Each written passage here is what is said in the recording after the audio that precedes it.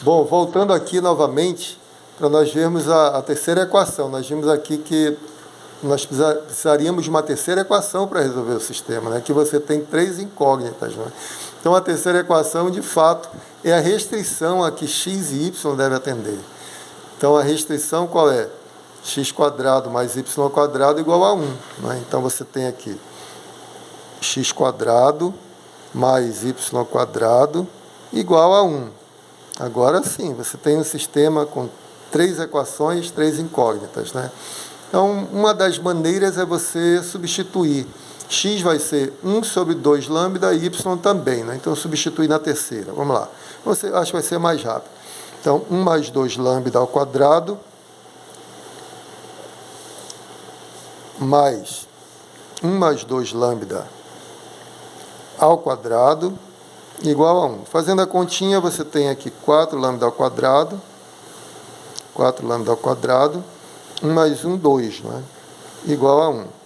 Então, de fato, você vai ter 4 lambda... Aqui eu posso cancelar, né? 2 vai ficar 1, 4 vai ficar 2. Então, você tem 2 lambda ao quadrado igual a 1.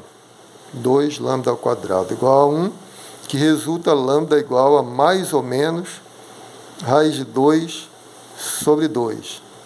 Então, lambda é mais ou menos raiz quadrada de meio, que é raiz de 2 sobre 2. Aí você substitui lá, x é igual... Poxa, ficou pouco espaço de novo, mas vamos lá. Deixa eu pegar uma outra folha. Então, x é igual... E o y também, né? Ambos, eles são iguais. X e y são iguais a 1 sobre 2 lambda. 2 lambda quanto é? Multiplicando aqui por 2 lambda, você vai ter raiz de 2, mais ou menos raiz de 2, né? Então, x é igual a 1 sobre mais ou menos 2 raiz de 2. Quando você inverte isso, meu Deus, era 1 sobre raiz de 2. Se eu escrever isso aqui como 1 sobre raiz de 2, eu acho que fica mais fácil de pensar. 1 sobre a raiz de 2, não é? Então, o inverso aqui, x igual a meio, 1 sobre lambda, não é? Então, é meio, mais ou menos, o 1 sobre lambda é raiz de 2. Então, dá raiz de 2 sobre 2. X é igual a mais ou menos raiz de 2 sobre 2, y também, tá bom? Igual a y a mais ou menos raiz de 2 sobre 2. Aí você vai testar esses dois valores, ou seja, os candidatos, né? Aqui os candidatos, os candidatos a máximo e mínimo, candidatos são x raiz de 2 sobre 2, que vai me dar y raiz de 2 sobre 2, e menos raiz de 2 sobre 2, né? E menos raiz de 2 sobre 2, menos raiz de 2 sobre 2, tá bom? Para saber quem é o máximo aqui, eu vou aplicar a função. Então, claramente, quando eu aplico a função a raiz de 2 sobre 2, raiz de 2 sobre 2, o resultado é raiz de 2 sobre 2 mais raiz de 2 sobre 2, que é igual a raiz de 2.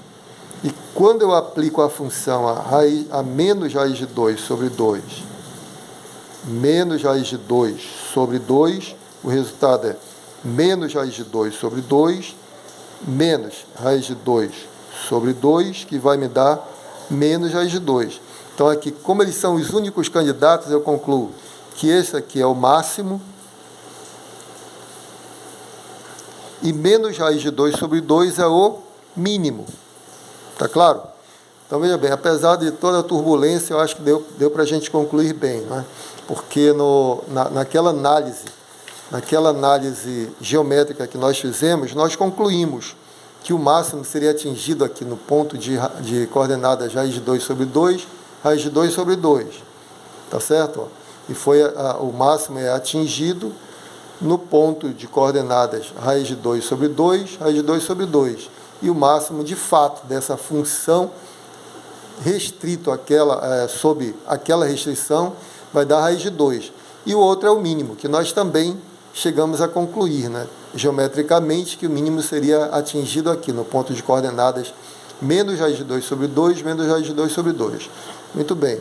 Fazendo a conta, você vê que realmente dá. Então, isso é para comprovar que realmente o método de Lagrange funciona, né? E o método de Lagrange se resume para nós a essa equação aqui, né? Então, para você descobrir os candidatos a máximo e mínimo, você calcula o gradiente da função, o gradiente daquela função que é a restrição e vai resolver esse sisteminha aqui. Tá ok? Espero que tenha ficado claro. Qualquer coisa, falem aí pelo grupo, pergunta aí pelo grupo. Um grande abraço, fiquem com Deus.